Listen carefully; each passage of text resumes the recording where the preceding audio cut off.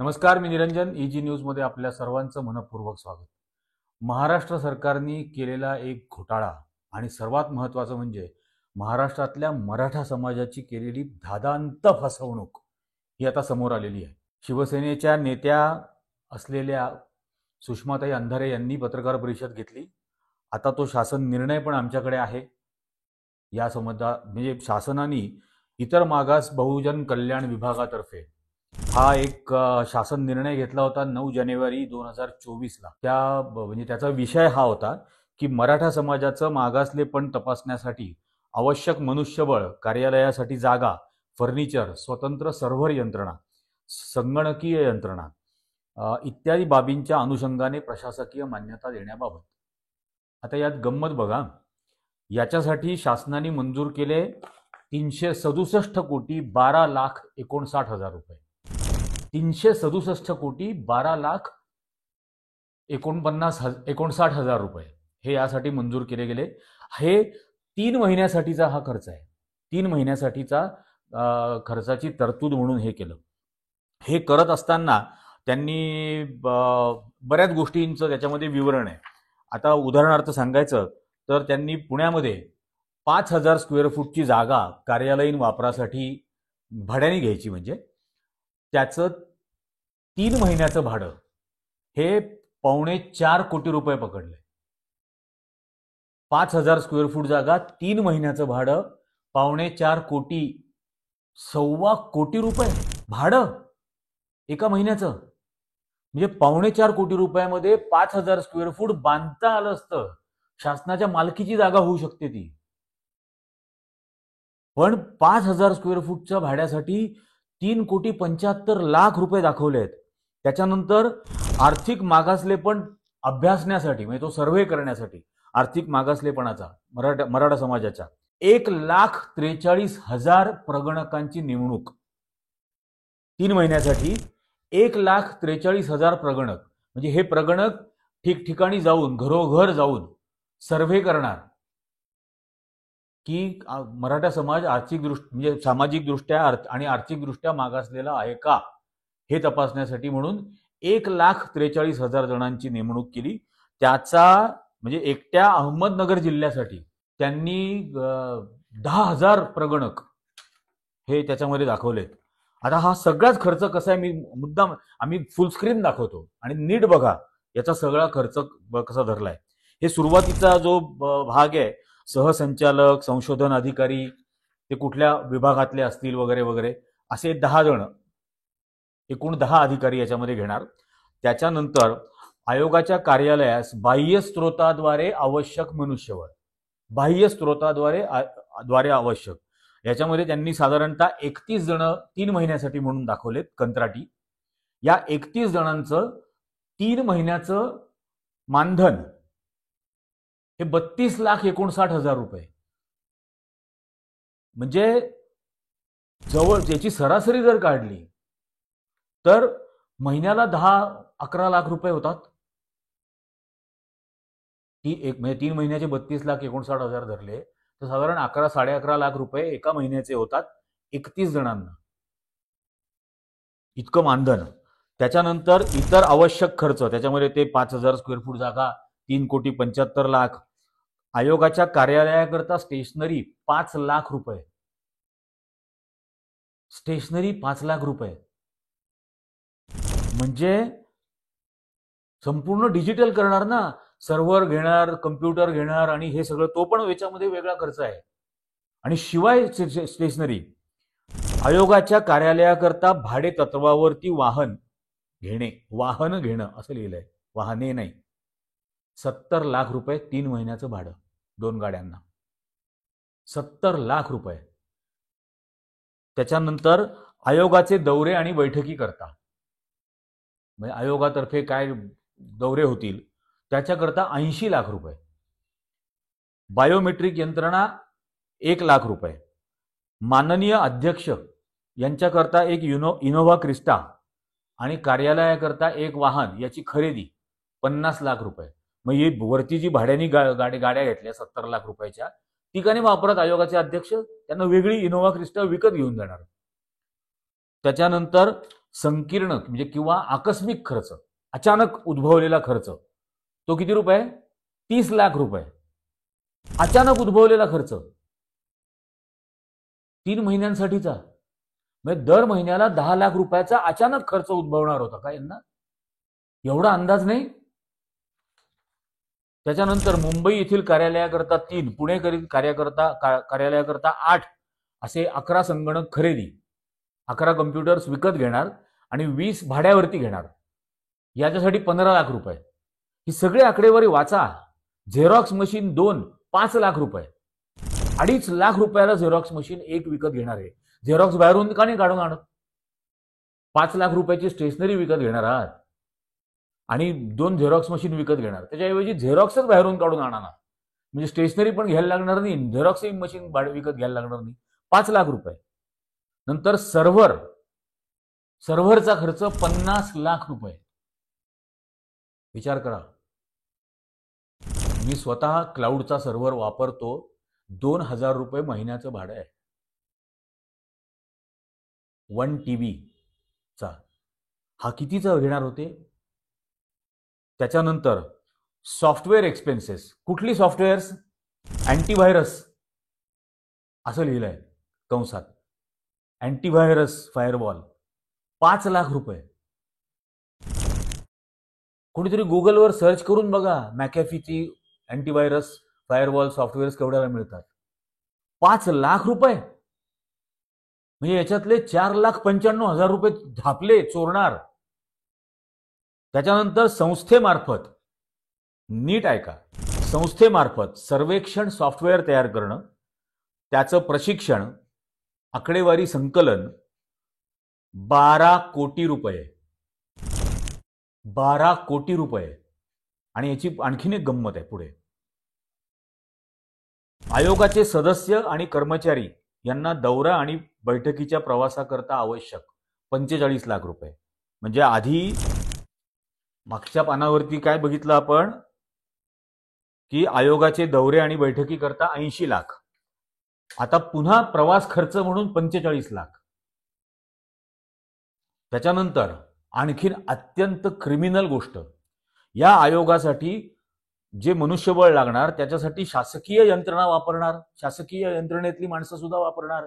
त्याच्यामध्ये जिल्हाधिकारी आहेत. आता त्यात त्यांनी काय दिलंय? 36 जिल्हाधिकारी. 36 जिल्हाधिकाऱ्यांना महिन्याला 1.25 लाख रुपये मानधन दिलं जाईल. सरकारचा पगार घेतायत ना ते, हे सरकारचंच काम आहे ना. हा आयोग कोणाचा? प्रायव्हेट आहे, खाजगी आहे? सरकारी आयोगाला मदत करण्यासाठी म्हणून या जिल्हाधिकाऱ्यांना सरकारचा पगार घेऊन सुद्धा त्या व्यतिरिक्त 1.25 लाख रुपये दर महिना, असे 45 लाख रुपये पकडले. त्याच्यानंतर उपजिल्हाधिकारी 1 लाख रुपये महिना, ते 36 लाख रुपये वेगळे. तहसीलदार 357 तहसीलदारांना 80,000 रुपये महिना, त्यांच्या सरकारी पगाराच्या व्यतिरिक्त सरकारचंच काम करण्यासाठी. मुख्य अधिकारी नगरपरिषद नगरपंचायत 80,000 रुपये महिना, असे 360 जण, ते 28 लाख, 2,88,00,000. त्याच्यानंतर ग्रामीण आणि शहराकरता शासकीय मान्यता प्राप्त अनुदानित विना अनुदानित महाविद्यालयीन प्राध्यापक वगैरे वगैरे वगैरे हे जे घेणार त्यांना 30,000 रुपये महिना, असे 16,000 जण. 30,000 रुपये महिन्याप्रमाणे 16,000 जण हे घेणार. आणि हे 1,43,000 प्रगणक यांना 20,000 रुपये, 14,000 अधिक 6,000, ते काय म्हणतात त्याला, राखीव, त्यांना 6,000, आणि जे काम करतात प्रत्यक्ष 1,30,000 त्यांना 14,000 रुपये महिन्याप्रमाणे. त्याचे पकडले त्यांनी 286 कोटी रुपये. 28,60,00,000 रुपये एका महिन्याचे, आणि ते वर्ष 3 महिन्याचे आणखीन पुन्हा जास्त. आता 286 कोटी. मला सांगा, 1,43,000 सर्व्हे करणारे जर 36 जिल्ह्यामध्ये असतील तर जवळजवळ प्रत्येक जिल्ह्यात 40,000 असले पाहिजे ना सरासरी. दिसतात का कधी कुठे? कोणाला बघितलंय? मराठा समाजाचं आर्थिक सर्वेक्षण करत असताना असे 40,000 जण दिसले का?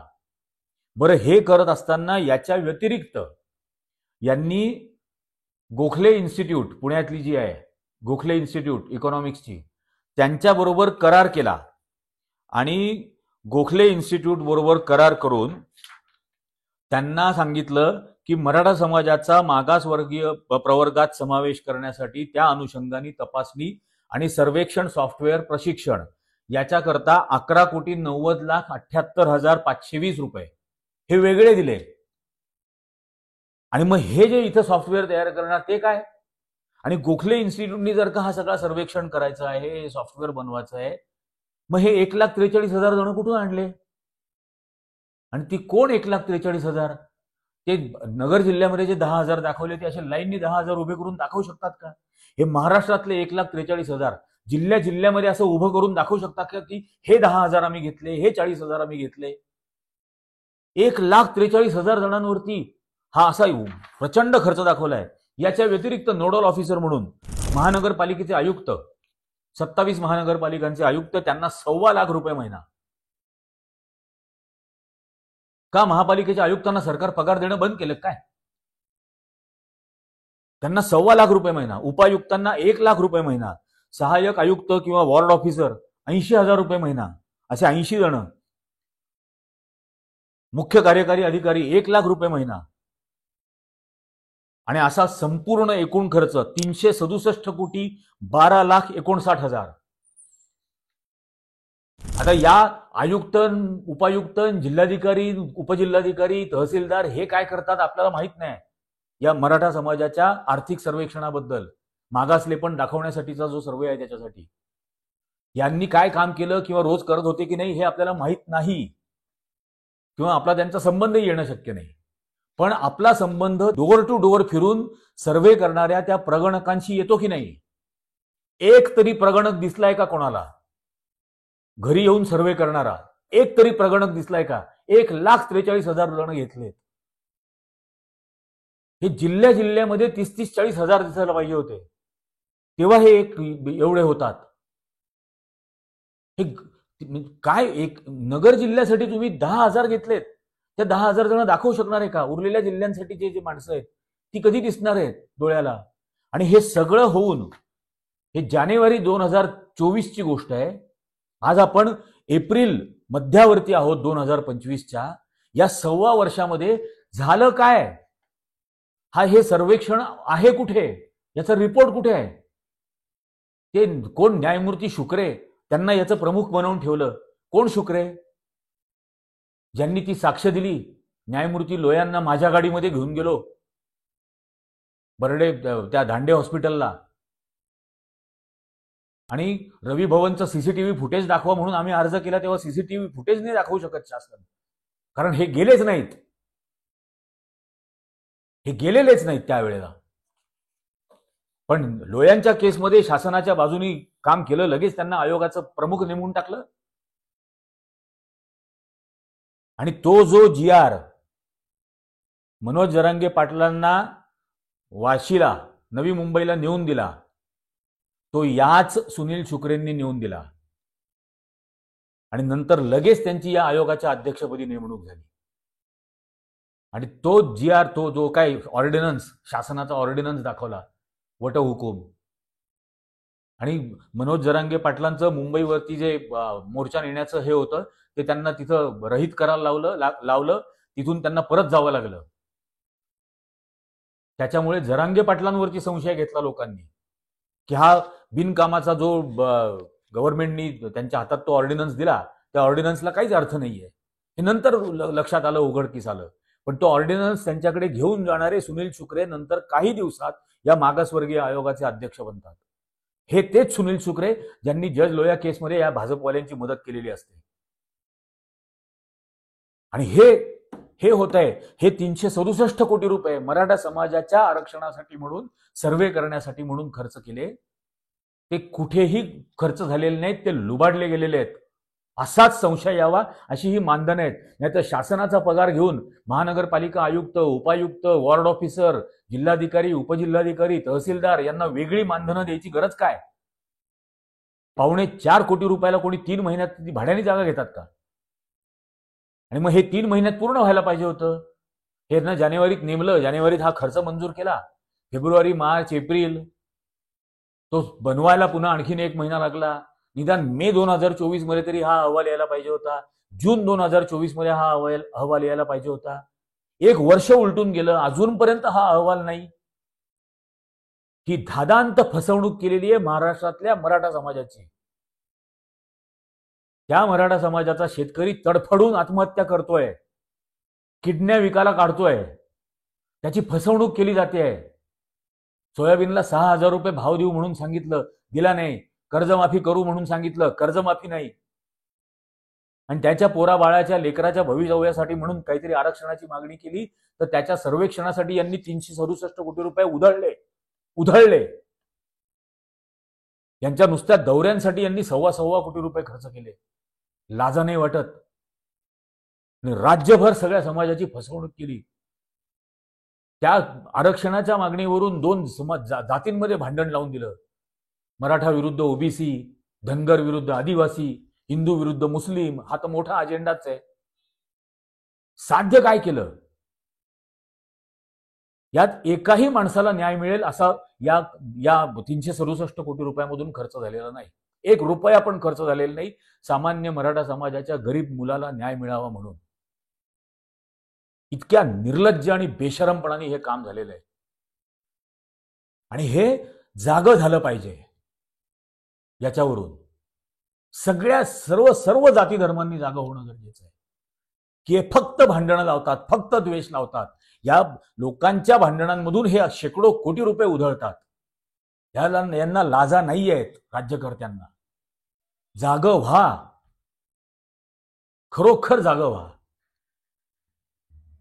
ही वेळ आहे जागं होण्याची. खरं खूप आधी आलेली होती जागं होण्याची वेळ, पण तरीही गाफील राहिले सगळेजण.